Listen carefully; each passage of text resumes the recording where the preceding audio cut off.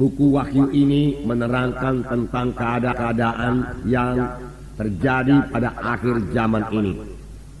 Dan Yohanes menuliskannya.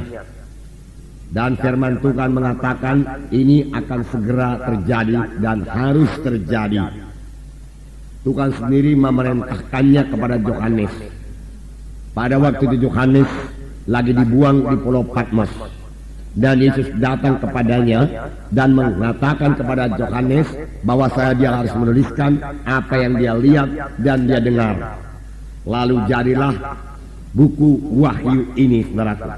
Surat ini, saudaraku, ditujukan kepada malaikat ketujuh sidang jemaat yang ada di Asia. Yang dimaksud dengan malaikat sidang jemaat di sini adalah pemimpin sidang atau gembala sidang. Bukan malaikat yang biasa melayani di sorga. Malaikat yang biasa melayani di sorga, dia sudah melihat semuanya, saudaraku. Dia mengetahui, saudaraku, segala keadaan yang terjadi di sorga. Tetapi yang dikatakan dengan malaikat di sini, yaitu pemimpin jemaat atau gembala sidang dari ketujuh sidang jemaat yang ada di Asia pada waktu itu.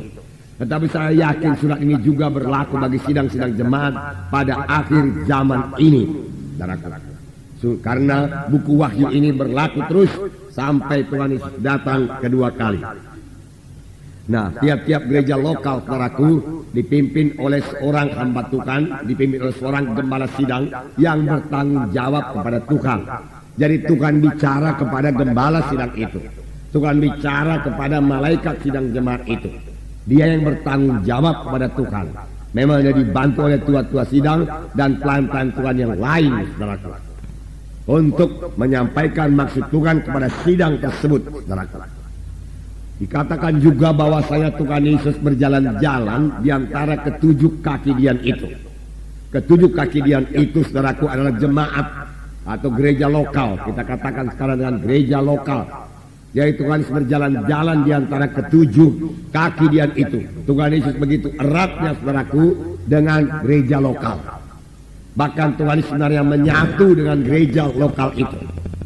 Pada waktu, saudaraku, Saulus menganiaya sidang jemaat, dia dalam perjalanan ke Damsyik untuk menangkap orang Kristen untuk dipenjarakan maupun untuk dibunuh. Di tengah jalan satu sinar menerpa Saulus, dan Saulus jatuh ke tanah. Dan terdengar satu suara yang berkata, "Saul, Saul, mengapa engkau aniaya aku? Siapakah engkau, Tuhan? Akulah Yesus yang engkau aniayakan." Bagaimanakah Saul bisa menganiayakan Tuhan Yesus?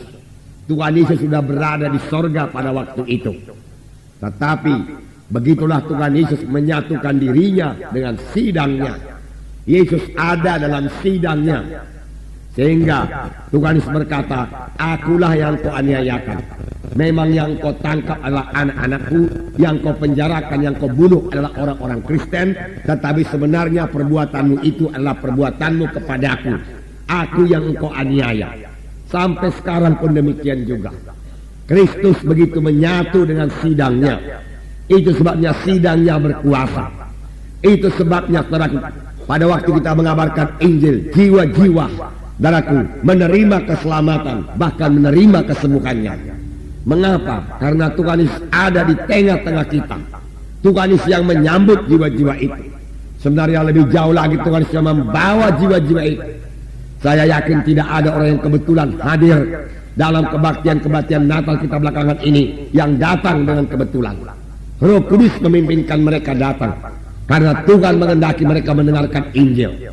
Karena ada firman Tuhan juga berkata, sebelum Tuhan Yesus datang kedua kali, Injil harus dikabarkan ke seluruh muka bumi ini, sehingga tidak ada nanti orang yang berdalih-dalih. Dia sudah mendengar berita Injil. Sekarang terserah kepada mereka untuk menerima atau menolaknya.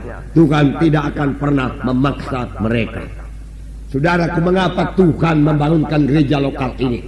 Dan dalam buku Matius dikatakan, pintu alam maut sekalipun tidak bisa mengalahkannya. Jadi gereja lokal ini, gereja Tuhan ini akan hadir sampai Tuhan datang kedua kali.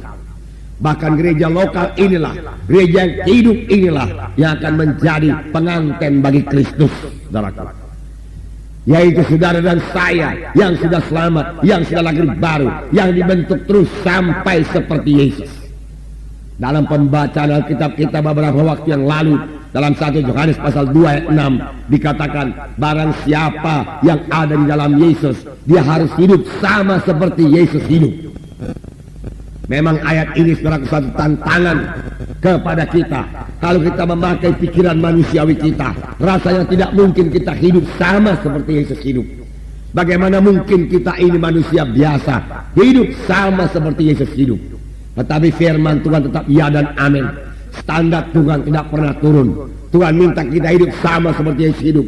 Berarti kita bisa hidup sama seperti Yesus hidup. Mengapa, saudaraku? Bagaimana firman Tuhan 2 minggu yang lalu, saudaraku, dikatakan orang yang ada dalam Kristus tidak berbuat dosa lagi. Mengapa? Karena benih Allah tinggal dalam dia. Kita sudah lahir daripada Allah. Ada kehidupan Tuhan memasuki kehidupan kita. Dengan kehidupan daripada Tuhan itulah kita mengalahkan dosa. Sehingga dosa, maka setan tidak berkuasa atas hidup kita. Dalam kebaktian-kebaktian Natal, jiwa-jiwa ditantang untuk bertobat, meninggalkan semua dosa, meninggalkan semua kebiasaan-kebiasaan yang jelek. Banyak di antara mereka berpikir, saya tidak akan sanggup meninggalkan kebiasaan saya yang sudah begini lama mengikat saya. Saya sudah mencobanya beberapa kali, tetapi saya tidak juga berhasil. Memang dia tidak akan berhasil, saudaraku, sepanjang dia mencoba melepaskan kebiasaannya yang tidak baik itu dengan kekuatannya sendiri. Tetapi pada waktu dia mengandalkan Yesus yang di dalam dia itu, saudaraku, untuk membantu, menolong, saudaraku, mengkuatkan dia bebas, supaya bebas daripada ikatan itu, dia pasti berhasil, saudaraku. Dia pasti berhasil. Saya sendiri tidak bisa melaksanakannya, saudara sendiri tidak bisa melaksanakannya. Tetapi kita tidak sendiri, saudara. Yesus di dalam kita itulah yang melaksanakannya. Oleh sebab itu, yang kita berkata, bersama-sama dengan Yesus kita melaksanakan pekerjaan yang besar. Tuhan Yesus juga berkata kepada kita, pekerjaan-pekerjaan yang aku kerjakan akan kamu kerjakan. Bahkan pekerjaan-pekerjaan yang lebih besar daripada ini akan kamu kerjakan karena aku pergi kepada Bapa. Yesus sudah di sorga sekarang. Tetapi di dunia ini masih ada anggota tubuhnya yang akan mengerjakan pekerjaan Yesus. Saudara mengetahui pada waktu Tuhan Yesus berada di bumi ini, dia memakai tubuhnya, berjalan ke sana kemari untuk memberitakan Injil. Dia mengulurkan tangannya menyembuhkan orang sakit. Dia memakai mulutnya mengabarkan Injil. Dia berkata, hai anakku, dosamu sudah diampuni. Memang 2 perkara baraku dilakukan Tuhan Yesus yang paling banyak dilakukan Tuhan selama dia di dunia ini, yaitu dia berkata kepada jiwa-jiwa, hai anakku, dosamu sudah diampuni. Kemudian Tuhan Yesus berkata, hai anakku, sembuhlah engkau daripada penyakitmu itu. 2 perkara ini senantiasa dilakukan Tuhan. Pada waktu Tuhan Yesus berada di bumi ini, dia berjalan dengan kakinya dan dengan tangannya dia meletakkan tangan.